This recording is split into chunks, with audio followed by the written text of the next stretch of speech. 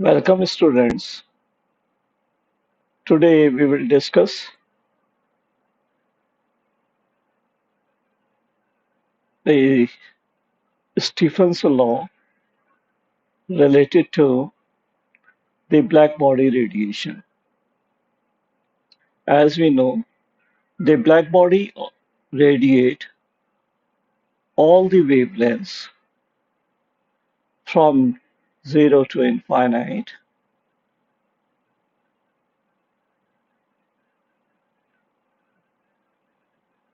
and it depends on the temperature as well.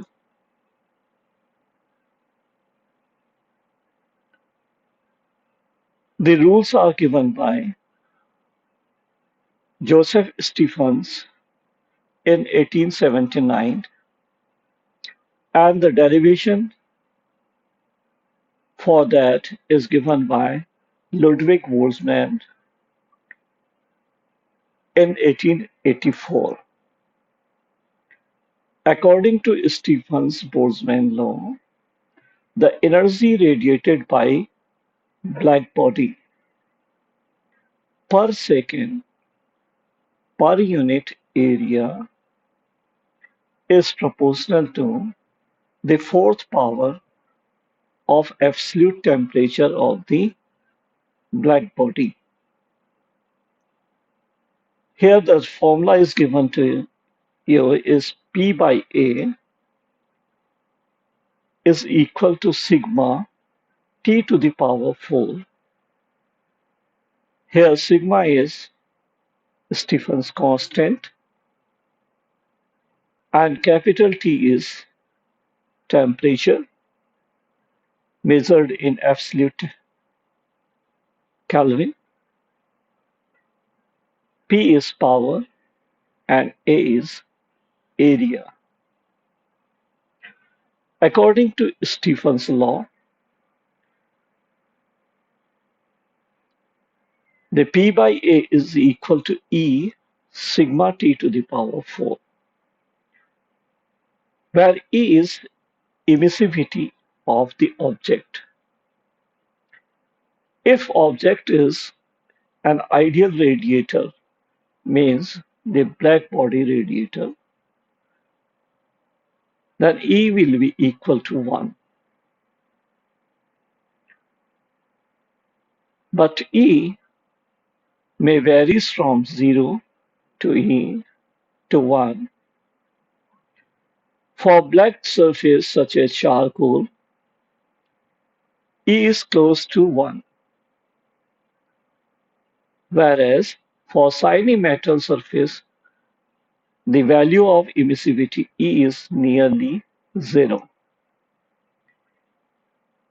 It means emit less radiation, absorb little radiation, according to Kirchhoff's law. The shiny metal will emit less radiation and absorb little radiation. The emissivity of material is also depend upon the temperature of material. The black and very dark object is a good emitter and good absorber. Example, the light colored clothing is perfectly preferable to dark clothes on hot day because it may emit as it is good absorber.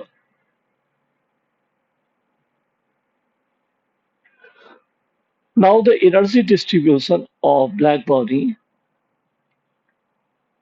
is related with the temperature and the wavelength, which is radiator. The Wien's displacement law shows the radiation emitted by a black body versus wavelength of different temperature as shown in figure. The different curves are shown for different temperature of black body. If the temperature is quite less, for example, the black body is taken at on Earth, the temperature of Earth is nearly 300 Kelvin.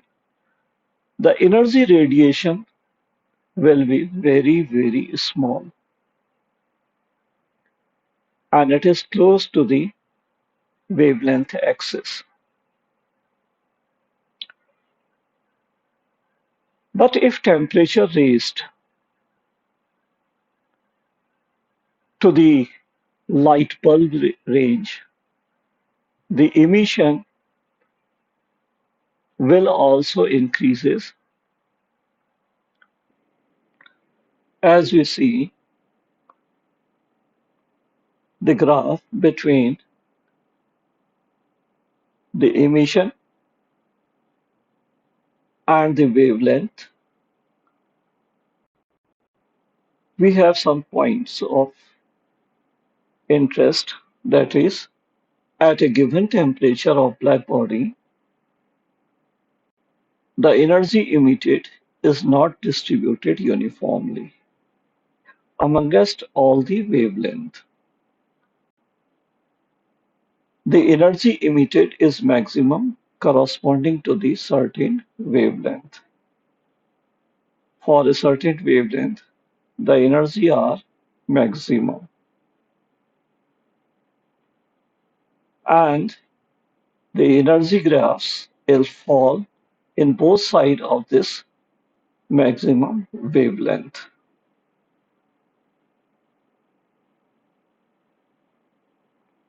As the temperature rises,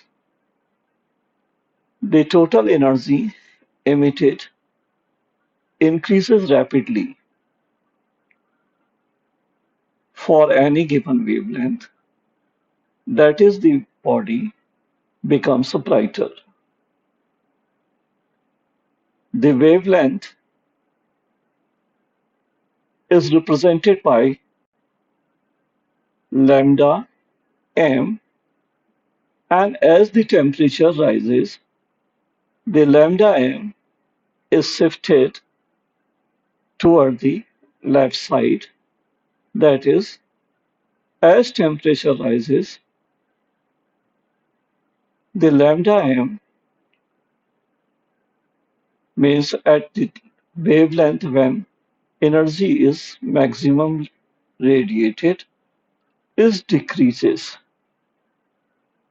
So lambda m is depend on the temperature of the object.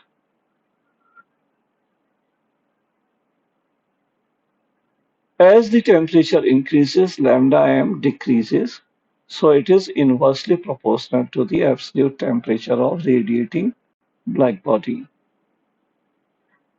And this will be written as lambda m equal to a constant b by t, or lambda m into t is equal to b. The shifting of lambda m toward the left side is called Wien's displacement law.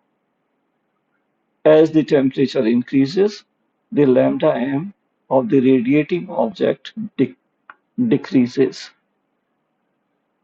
and the law is called Wien's displacement law.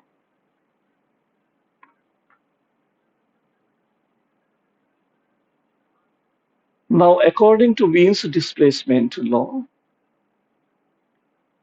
the radiation wavelength is inversely proportional to the temperature.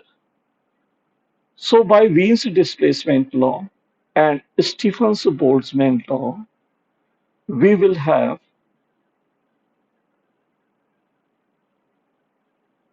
the two equations,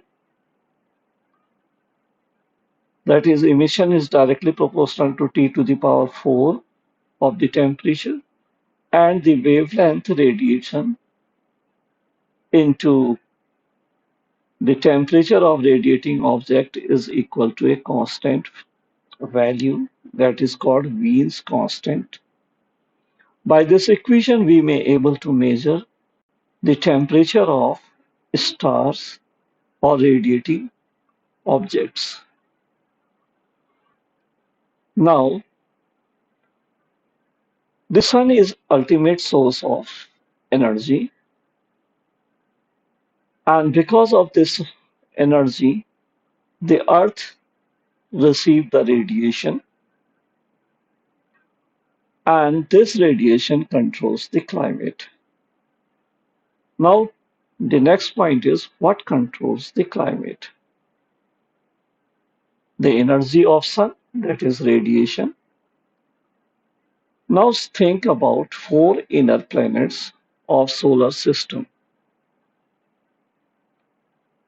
Here sun is the source of radiating energy, and the inner planets are Mercury, Venus, Earth, and Mars.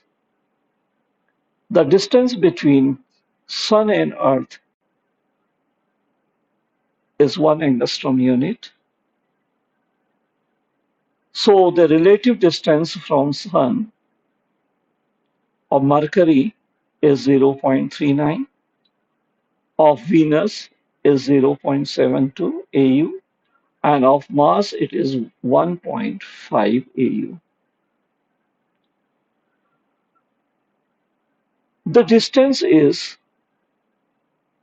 also related with the receiving radiation. The Earth receives 342 watt per meter square solar radiation, whereas the Mercury receives 2250 watt per meter square. Venus 660 watt per meter square, and Mars it is only 150 watt per meter square. So the Earth receives the radiation from Sun, and the value is 342 watt per meter square.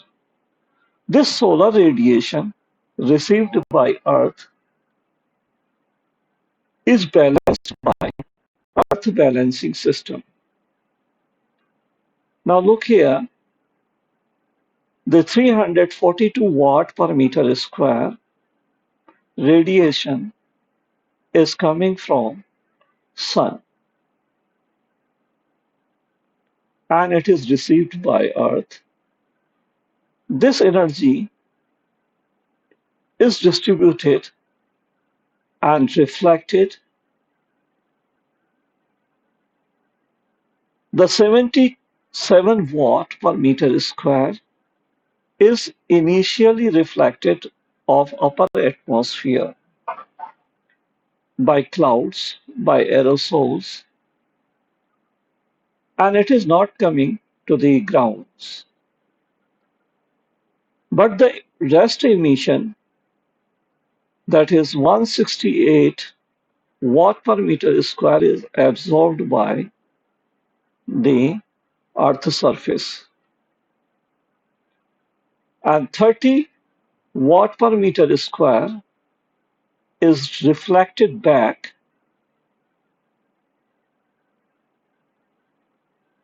to the atmosphere and to the space. So near about 31%, that is 107 watt per meter square, it is 31% of 342 watt per meter square is reflected the solar radiation. Now, out of this 342 watt per meter square, 67% is absorbed by the atmosphere. And out of 168 watt per meter square, 24 watt per meter square is again radiated back as a thermal energy to the atmosphere and it increased the temperature of Earth. Same time 78 watt per meter square energy radiation is used as a latent heat to convert the water into water vapor.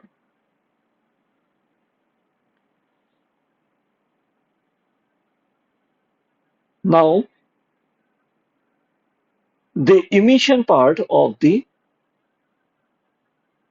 Earth is 165 watt is emitted by the atmosphere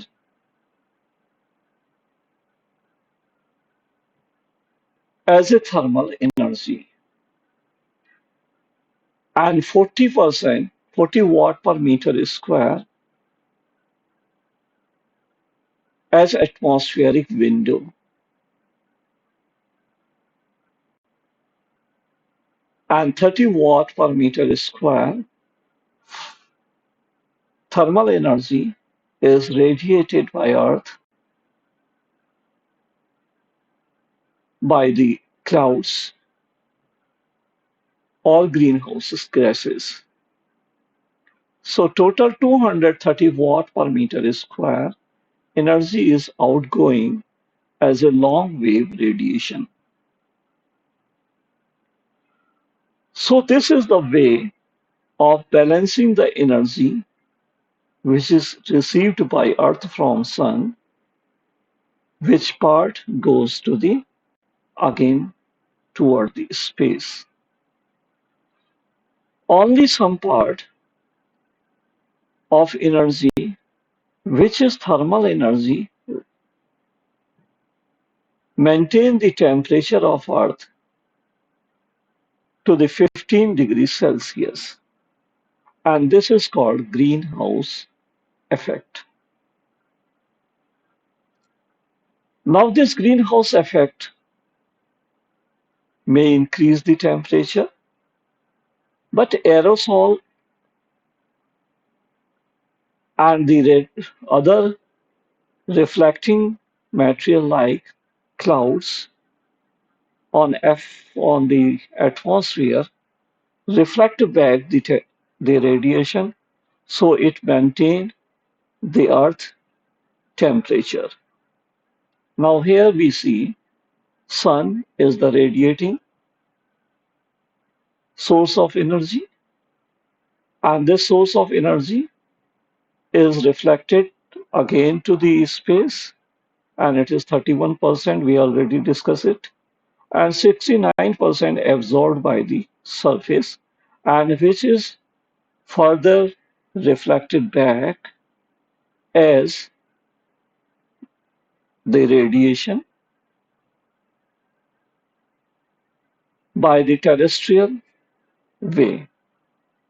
Now, aerosols, the point which comes, it controls the temperature of Earth atmosphere. The clumps of molecule, especially of order 1 micron in diameter, like sulfate aerosol, formed when sulfur dioxide is oxidized. The main effect to reflect incoming radiation, effectively increasing albedo. Haze in atmosphere is due to aerosol.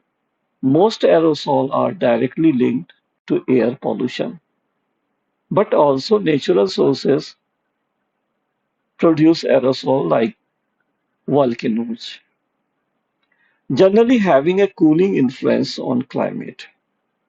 They act of offset the warming from greenhouse gases.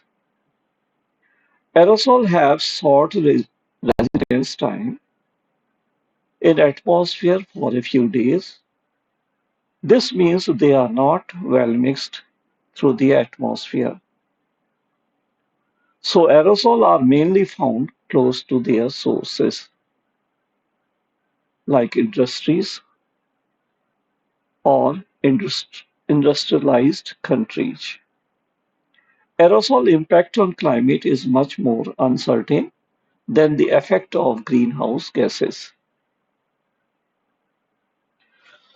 Measures of reduce pollution are removing the cooling influence of aerosol, that is adding of warming from GHGs. Now here, greenhouse effect as a glance. Radiation from sun drives our climate. Our distance from sun and reflectivity of earth determine how much radiation is absorbed. Earth atmosphere trap outgoing radiation, the greenhouse effect, and it warms the surface by 34 degrees Celsius. If greenhouse effect is not there, the temperature will be 15 degrees Celsius. So by greenhouse gas effect, the surface is warmed by 34 degrees Celsius. On Venus, the greenhouse effect warms the surface by 400 degrees Celsius, whereas the Mars, the atmosphere is very thin. It only warms the surface by about 10 degrees Celsius. So there is a good evidence from other planets that the atmosphere composition is important in determining the surface temperature. The global warming is often called greenhouse effect. Really, it is the enhanced greenhouse effect. The addition of more greenhouse gases, mainly burning of fossil fuels, the temperature of atmosphere will increases, and that will be dangerous for Earth habitats.